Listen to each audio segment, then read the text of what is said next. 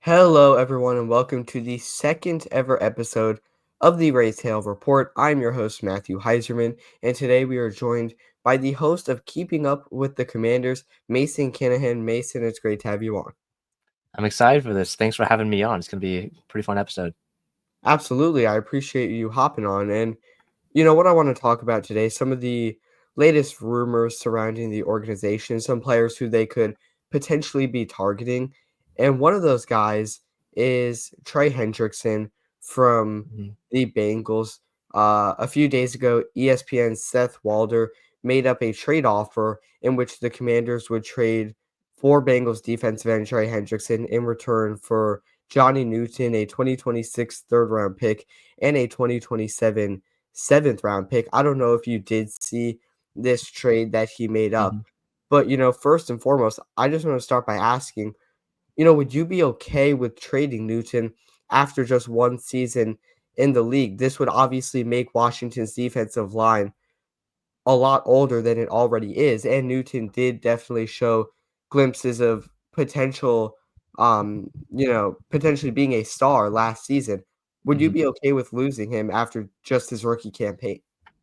Yeah, I think, trading for Trey Hendrickson, he's on the older side of 30 now, Mhm. and giving up a young guy like Johnny Newton, who, Yep. yes, he was considered a consensus kind of first round prospect coming into the draft in Mhm. 2024, but there was a foot injury. He ended up, I believe he broke both ankles across, or broke both feet across Yeah. his final season at Illinois in his final college year, but he still has been able to show some good flashes for the Commanders' defensive line and on their defense last season for Joe Witt's team. And I would not want to give up a guy like Johnny Newton for trading someone for Trey Hendrickson, even though Hendrickson, I believe he led the league in sacks last year, and he's just such a productive pass rusher on the edge, could be on the move. But I would not give up a guy like Johnny Newton for him. Plus, I believe in that trade that Seth Walder did put out, it also included a third and a seventh round pick. Yep.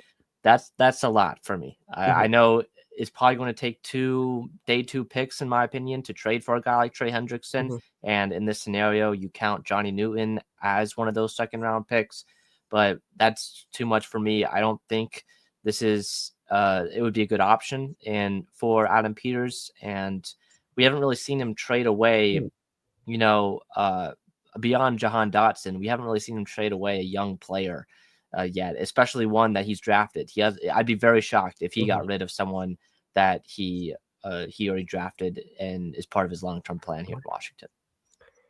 Now, you mentioned the picks that go along with this. In this hypothetical trade, Mhm. Wilder had Washington giving up a 2026 third rounder and a 2027 seventh rounder, which is, as you just mentioned, a lot of draft capital for a team who hasn't really had many recent picks. They only had 5 picks in this last year's draft.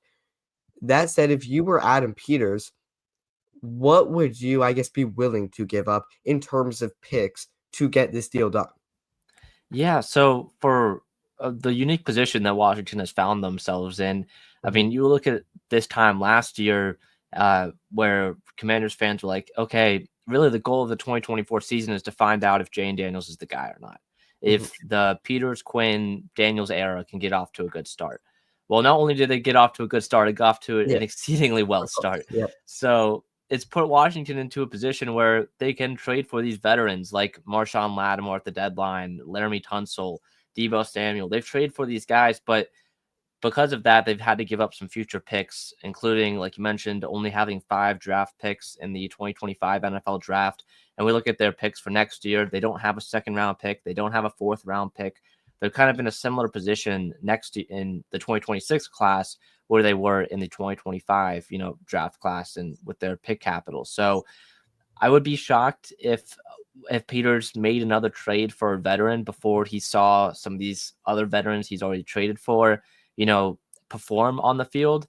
I know he's traded for Lattimore, and we saw a little bit of Lattimore, but it was kind of, held up a little bit because of his injury, his lingering hamstring injury, and hopefully he can see a fully healthy 100% Marshawn Lattimore at the beginning of the 2025 season. But we haven't seen Debo Samuel and Burgundy and Gold yet on the field. We haven't seen Yep. Laramie Tunsil. So I think it'd be pretty crazy if he trades for a third, especially a third big name uh Mhm. trade a player too in a trade before he sees any of these other guys that he's Yeah. already traded for on the field yet. So in terms of what I would give up for Hendrickson, I mean, again, you look at Washington's picks. I wouldn't give up a first round pick. Mhm. That's not on Definitely my not. mind at all. And yes, I think it takes 2 day 2 picks at Mhm. least to get a guy like Trey Hendrickson. So it puts Washington in not so great spot because they don't have a second next year. They have all their picks in 2027 and in 2028, but they don't have a second round pick in 2026. So it kind of, limits what they're able to do draft capital wise. And then I think when you look at free agency, maybe you don't want to go after Hendrickson, but maybe you Mhm. still want to add to that defensive end position because after all, there's no doubt the defensive end is one of the Commanders' biggest needs. They didn't select an edge in the draft. There is potential for the trade to happen, but some of the best free agents still available at defensive end and outside linebacker include Jadeveon Clowney, Von Miller, Zadarius Smith, Preston Smith, and Matthew Mhm. Judon. Now, what's interesting is that all of those players are at least 32 years old. And besides Zadarius Smith, I think they've all shown a major decline in production over the past few years. Zadarius Smith had 9 sacks last year. All of the other guys had 6 sacks or fewer. And then obviously they're getting up there in age. I don't think Mhm. Washington's necessarily getting an upgrade if they go after one of those guys over maybe Dietrich Weiss or Dorrance Armstrong. You get the veteran leadership, but is that a direction you would maybe like to see them go, signing a player before the start of the season? Yeah, you mentioned there's a reason why guys are free agents right now, Yeah. and you Mhm, mentioned the names are out there. All of them are mhm. what 32 plus years in age, like you Yeah. said. If there's one of those guys that somewhat intrigues me, it would be Zadarius Smith, like you Mhm. mentioned. But at the same time, Yeah. I don't think it's worth it to bring him in. And how much production is he going to give more than a guy like Dietrich Wise or Cleveland Farrell? So I think Washington, they signed Wise, they signed Martin already. Those are a couple of guys who I think they're hoping takes that next step in their careers.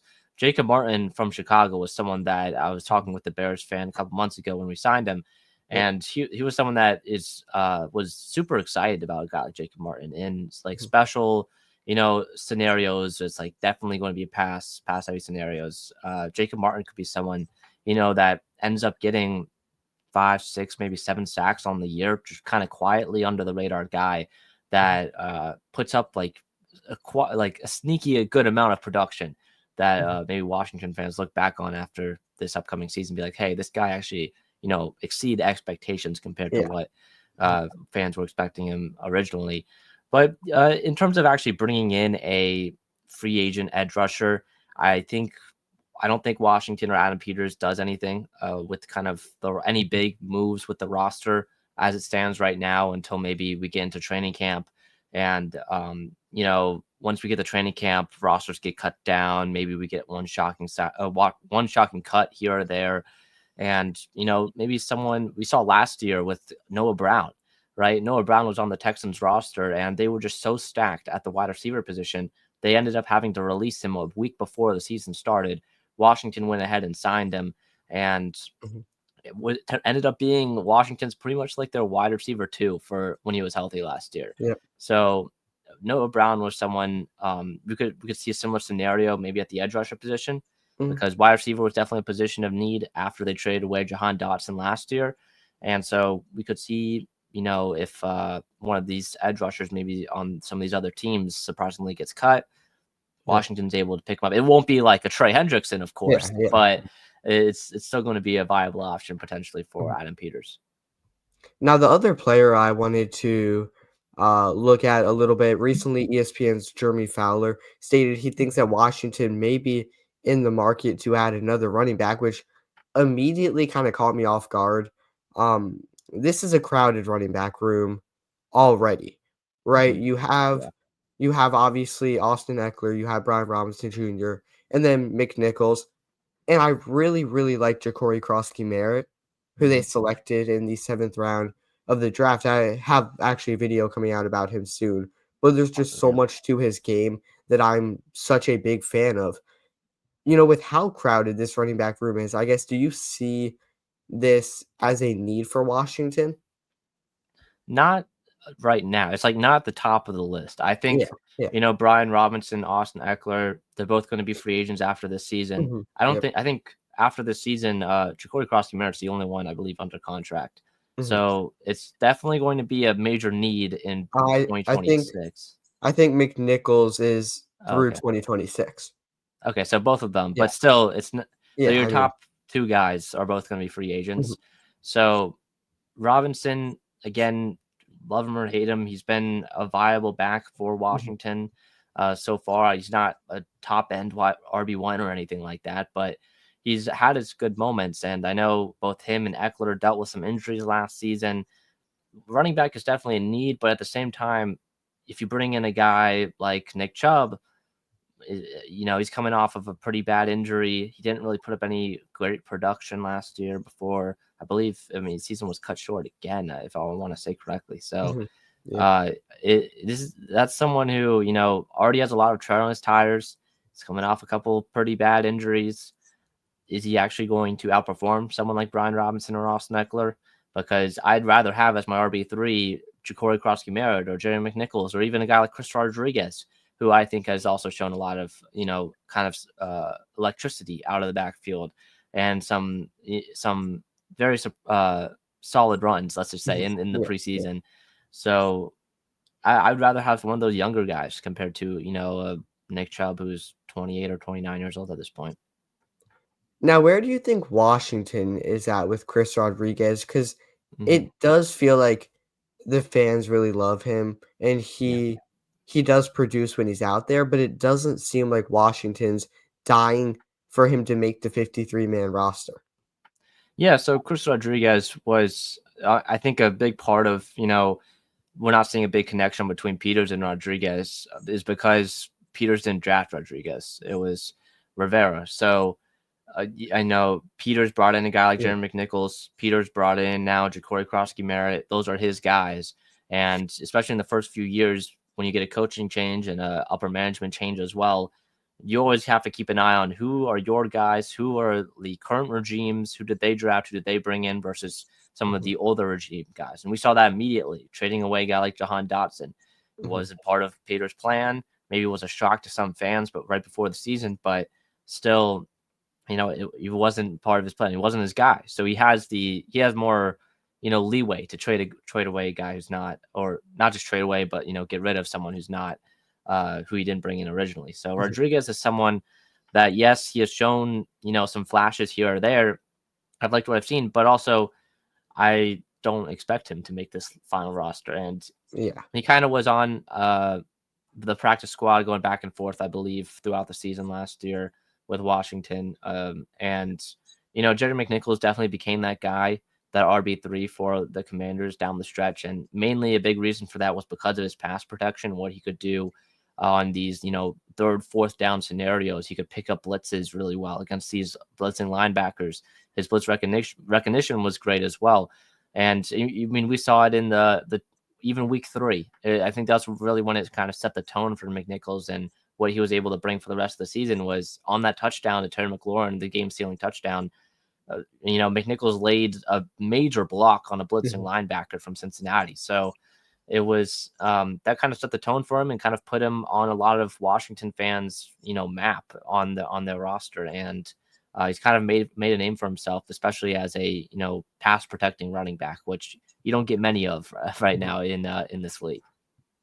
And that was actually a great 2-week stretch for him, Mhm. because you mentioned the game against the Bengals, and then week 4 against the Cardinals, he also had, uh, over 60 rushing yards, 2 rushing touchdowns, so he really got a lot more opportunities towards that Yeah. part of the season. And going back to Chubb, um, in week 2 of the 2023 NFL season, that's the injury everyone remembers. He tore his meniscus, MCL, ACL, terrible injury, obviously. And then you did talk about this past season against the Chiefs in week 15. He broke his foot as well. So I'm just not in on Chubb necessarily. There's been a lot of injuries in the past, and similar to the free agent defensive ends, I don't think he brings anything that Washington doesn't already have on their roster. And when you look at Ja'Cory Krosky-Merritt, he only played 1 game last year. He did great in that game, however, and then he also shined in the Shrine Bowl, the East-West Shrine Bowl, um, and his game, his play style is just really good, extremely explosive, and, never shies away from initiating contact. Yeah. I think he will have a big role on this team at the start of next season, if not the end of this season. And I kind of want to talk about what this running back core could look like at the start of next season. You Mhm. touched on this earlier. Both Eckler and Robinson's contracts expire after this year. After this season, Eckler and McNichols are both going to be 30 years old. Who's going to be the main guy in this backfield entering 2026? What could that distribution look like between the players who are there? Yeah, and I mean, again, Brian Robinson, I would kind of unless he has like a one of the better seasons of his career, I'd be a little bit surprised if Washington Mhm. brought him back and Same. re-signed him to a deal. And then as for Eckler, he's getting older in age.